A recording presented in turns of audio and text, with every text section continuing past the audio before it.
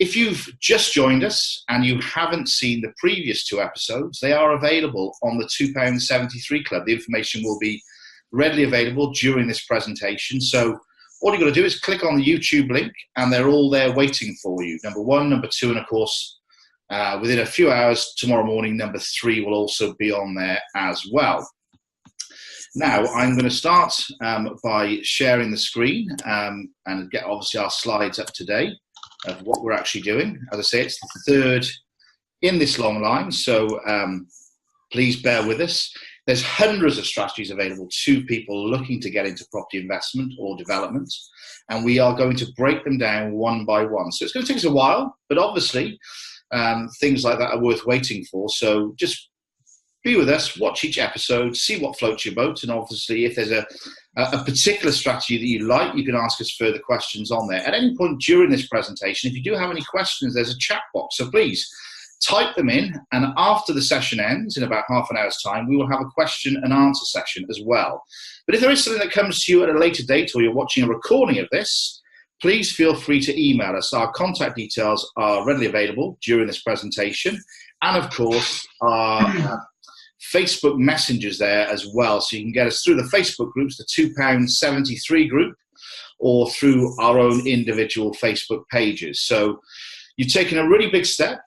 You've put the TV controller down and you've missed EastEnders, but this could change your life. It could be completely different for you when you find your strategy. Now, there's 3 of us here today. There's myself, Karen Newton, and Peter Rowlands. We're all actively involved together in property investment. We all do different things, so we can bring something different to the table for all of you. I guess that everybody can see myself on top, the handsome one, followed by Peter. Sorry, got to add that. Followed by Peter and Karen. And as you know, we've broken down property investment into 3 main categories. They are commercial, residential, and agricultural. Now, we're starting down the route and funneling down residential at the moment. So we're starting right from the very beginning, and where most people start on property investment, which is residential single lets. So Karen, I don't know whether people are aware, has a portfolio of approximately 60. Yes, that's 60 properties. Most of those are residential single lets. So she's an authority to speak on the subject. And we're really glad that we have her here with us. And she'll share her knowledge with us all today. And also, like I say, pop those questions into the chat box and she'll be able to answer them for you. The world is a very big place. There's residential... Sorry, Ben, I'm going to jump in here. And before you go on to the next slide, back on your residential single lets, I'd just like to say there that within the residential market, even within single lets, there is a massive variety of properties that you can get involved in. And one of the things I say to anybody who's starting in property, find an area and specialize in just that one area. I do family lets, and so I have houses which are 2 to 5 bedroom houses. I know about families being in a house, but I don't do student lets, which is a single let. So I stress to people, find the area that you can specialize in and stick with that area until you know that area very well. Really great advice, that. Like I say, obviously you are the authority on residential single lets. And as I was going to the world here, being a very, very big place that we've got, plenty of opportunity out there. Find your niche, find your area within property investment, but also find your area geographically too. We're going to concentrate on, obviously, the United Kingdom, Scotland, England, Ireland and Wales, because there's enough for us to talk about this throughout these 4 countries, because the rules, the regulations are unique and they're different for landlords and properties in each particular region of the UK. So we mainly deal ourselves in Wales and England. I don't know whether anyone else does, but I don't have any kind of experience in Scotland or Northern Ireland where the rules are very different. But I think most people watching this today will have their strategies fixed, and they will also have their areas fixed to be specifically within England, Wales, or perhaps, as Karen will tell you, further afield, such as Spain, etc., throughout Europe as well. My idea of a single let, and my definition of a single let, is a property that is let to an individual or a family. It can be a couple or a family, under one tenancy agreement. There's no multi-let involved. It's one tenancy agreement for one individual or one family. And that is what we call residential single let. And of course, the most important part of property investment for a lot of people. Now, if we move on, first things first, before you get involved, before you even make your first purchase, is to look at and learn the rules and regulations, because there are plenty of them, as with everything. You've got to do a health and safety assessment for the property which you will be letting out. So that's really important, is that you've got everything, procedures and compliance in place. And there's various different things such as gas safety certificates on there so that we can have... sorry to interrupt, Ben. Just on the health and safety there, this is where I say about getting into your niche, because I know that even with family lets, that depending on the age of children or the type of adults that are in the property, the health and safety requirements can be different for each of the families. So if someone has a young baby, I think it's less than 6 months, there is a requirement of what you need to do within the property for such a young child. If a child is up to 5 or 6 years old, there's another requirement. If you've got elderly people in the property, there's another totally different requirement. So the health and safety aspect is really important, that you understand what you need to do for each of the different age brackets that you have within a house. Great, that's really good advice, because obviously the most important thing when entering property investment, ignorance is no excuse. You've got to know what you're doing. You've got to know the rules and regulations. I know a lot of people fall into property investment accidentally. There may be a couple that get together and they have a spare house or flat, or it could be a family that lost a loved one and they inherit the property, and instead of selling it, they decide to run it as an investment. But you've really got to know the rules and you've got to stand by them. So gas safety certs are really important. That's just where the gas safe engineer will come round. He'll service the boiler, he'll check it, he'll make sure that it's operating efficiently and safely and it's compliant. He'll issue you with a cert that lasts for 12 months. And obviously it's up to you to get the boiler serviced and maintained and keep it running every 12 months on that basis. Now, depending on what you're doing, there's electrical requirements. You've got to have electrical test cert for the property itself. So that's the wiring, consumer unit, fuse box, and all the wires around the property, plus also portable appliance testing, commonly known as PAT testing, which is basically if you're supplying your tenant with any appliances, would it be a fridge or a cooker, it could be a television, it could be anything. You need to get those items PAT tested. So a qualified electrician has to test them and put the little green sticker on them just to show they have been checked and they are safe to be used. Next one, smoke detectors, carbon monoxide, goes without saying. Fire is... with those, oh, sorry, I just Go on, interrupting Karen, on there. On the smoke detectors and the carbon monoxide, wire them in. Don't get the ones that you just fix up there and they run off a battery, because the number of times I have had a tenant remove a battery and never replace it. So it's much easier if you've got them wired in and then they can't disconnect them and you're covered with your insurance and your health and safety requirements. That's really good advice, actually, because you are right in what you're saying. Some people can be a little bit daft and they could take the 9-volt battery out because they desperately need it for their PlayStation. And of course, as a result, the consequences could be devastating for all involved. So yes, electrically linked smoke detectors, carbon monoxide, they are remarkably cheap to install. And you think the value these items have for everyone's safety, it's absolutely essential. Karen, tell us about Legionella. Okay, Legionella is something that's always been associated with commercial buildings. but it is something that you can get when there is standing water.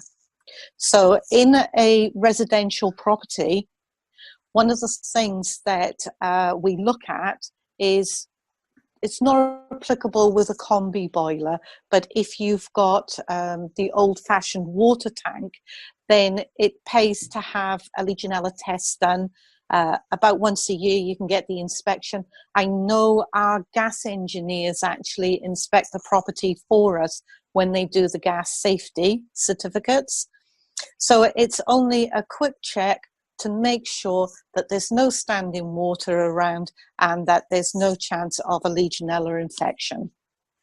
Excellent, excellent, really good stuff there. So they're the basic requirements. There are more. They're the basic requirements that you would need to fulfill in order to make your residential single lets legally compliant. Who will manage the property? Now, I believe, Karen, you're quite an authority on this. If we look at, first of all, at the landlord managing the property, does your property need to be registered? Do you as the landlord need to be licensed? And do you know landlord and tenancy law? No, I don't know any of it. No. Does your property need to be registered? If you are in Wales, you come under the Rent Smart regulations. Yes, your property needs to be registered if it's a residential property. If you're in Scotland and Ireland, exactly the same applies. You must register your property. With England, it is a different rule for each council. And some of the councils throughout England have what they call selective licensing, so that just if you have a property that's in a specific street, then you need to have it registered. But you might not have to have it registered in other areas within that council region. So the best thing you could do is, if you're in England, go and talk to the local council and find out from them whether there's a requirement to register your particular property. Does a landlord need to be licensed? If you're in a Rent Smart area in Wales, yes, if you're going to manage your own properties. Again, in England, different rules for different councils, so you need to sit down and chat to the council and find out what it is they actually want. And do you know landlord and tenancy law? Get a book about it or get an act about it, because it is so much misinformation out there, and landlord tenancy law overrides everything concerning contracts. So you might put things in your contract, or some people might say, I don't like that being in the contract because I've had a problem with Standards Association saying they didn't like something that was in my contract. But when the lawyer went to them and said, look, this is landlord tenancy law, they had to totally back off. So it does help if you know the basics of landlord tenancy law. And managing your property, it's very simple. I've got 40 properties, 40 to 60 that I look after now, and it's surprising how little time it takes if you've set everything up right and you've got good tenants. Exactly. I mean, there is one way to make life a little bit easier, isn't there? You could get an agent to rent the property. Now, as a landlord, you still have certain licensing responsibilities. For example, in Wales, you would still need to register as a landlord with Rent Smart Wales, and you'd still need to register the actual property. But you would be, released from a lot of the commitments if you were using an agent who was approved, compliant, and regulated in that field of business. Yeah. Are they registered with an ombudsman scheme? Now, this is really important because this is your safety net. If you, for example, have a dispute with your letting agent, or the tenant has a dispute with them, the ombudsman, be it the property redress scheme, the property ombudsman, but to name just two, they can step in and they can mediate and they can provide further advice and enforcement if necessary. So I would say it's pretty much a done thing to make sure that your agent is correctly registered with a redress scheme. And it's very easy to find. You ask them which scheme they're with. They may say I'm with PRS, the Property Redress Scheme. You simply log on to the PRS website, you input their company name, and it will tell you immediately if they are a current member of that particular scheme. Get references. Now, this is really important. They can be the sharpest suited letting agent in the Northern Hemisphere. They can have flashy cars, big offices, wonderful computer systems, and great staff. But how have they treated landlords and tenants in the past? The only way to find out is to speak to people that are currently using their services, independent clients of these particular businesses. What are your thoughts on that, Karen? Yeah, I quite agree with that. I know you're involved with agency. I come from the other side of it where I've not had very good experiences with agents. And whatever you can do to make sure that you are getting a good agent and one that will look after you. Some of the companies that are out there, and I know Ben's is slightly different because I do know the people involved with Ben's agency, but I am talking about some of the what I call the major estate agents that are out there that are involved in letting. Your property is just one that they have on the books, and there's no urgency in sorting out tenant problem or getting an empty property let, and trying to get that through to an agent that they are costing you money because there's no urgency to rent your property is very hard because you are just one of a number of people on their books. So it's really important that if you're going to work with an agent and you're building up your property portfolio, you know that you've got an agent that understands how you want to run your business and can meet the demands that you're expecting. Excellent. That's really good information there again. We're going to move on now to tenants. And obviously tenants, love them, loathe them, hate them, like them.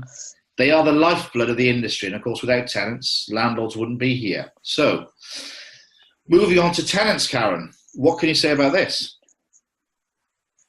I haven't got enough hours in the day to tell you all about tenants. I suppose with 60 properties, you've got a very wide, varying spectrum of tenants, and you've obviously been in the industry for a long time as well, so you've probably seen a lot. I have heard every excuse. I thought I'd seen everything, but something new crops up all the time. Mm-hmm. You get really good tenants and you get bad tenants, and I work on a percentage of 10% of my properties I'm going to have a problem with.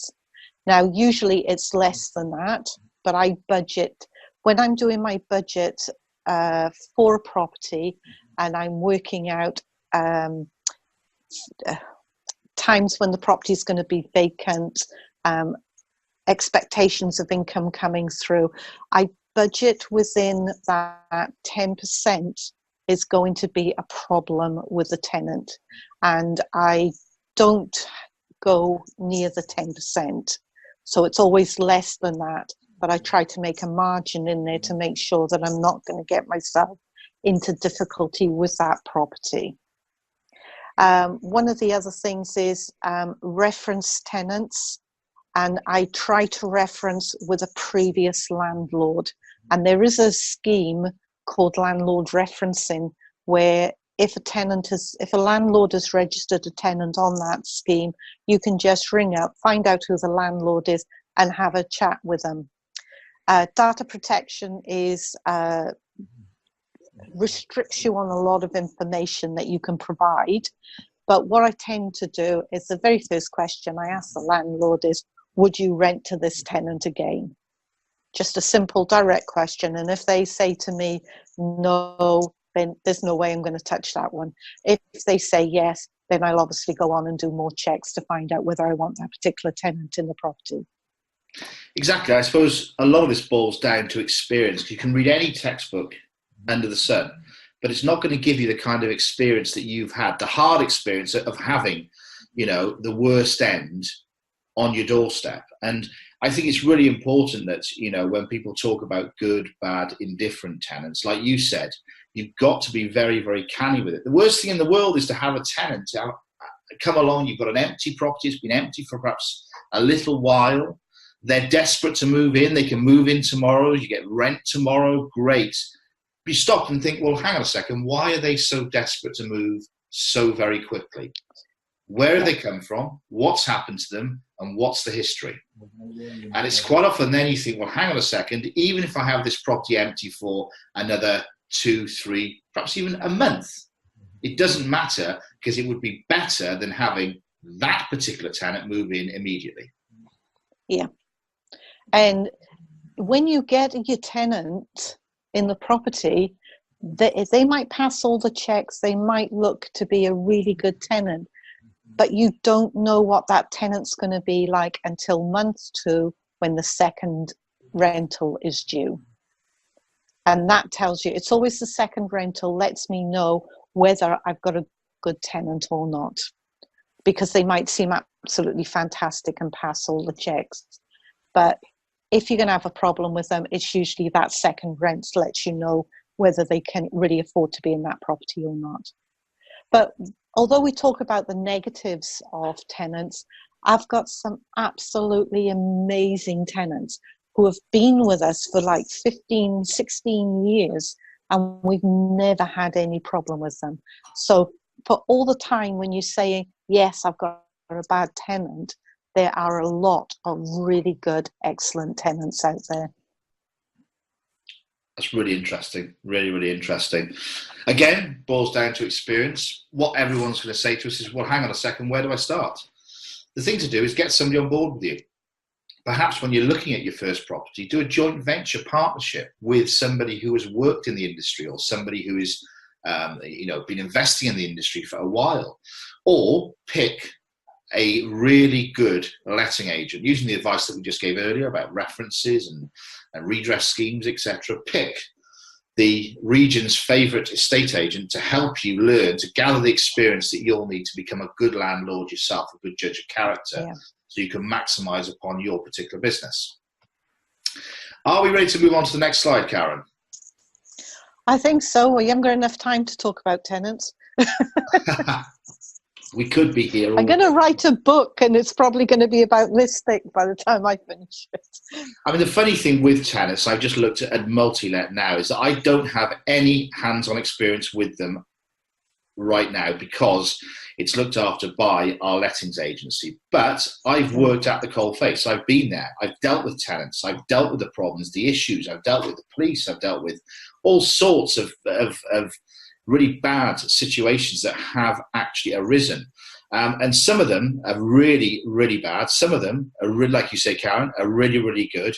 And some of them just make you laugh. For example, the one tenant that said to me once, Ben, do you realise it's Christmas next week? I said, yes. He said, I tell you what I'll do.